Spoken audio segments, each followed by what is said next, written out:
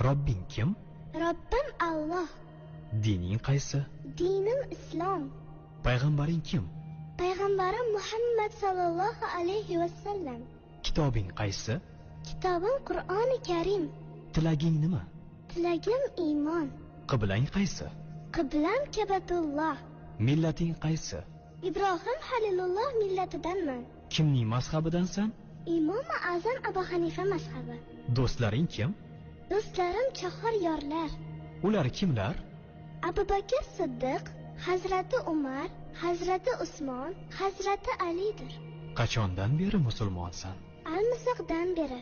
Al-Misoq nima? Alloh taolo ruhimizni yaratib, ulardan va'da olgan kun. E'tiqoding qaysi? Ahli sunna val jamoa e'tiqodi. Kimni yaxshi ko'rasan? Alloh taoloni. Undan keyinchi? Payg'ambarimiz Muhammad alayhissalomni. Undan keyin?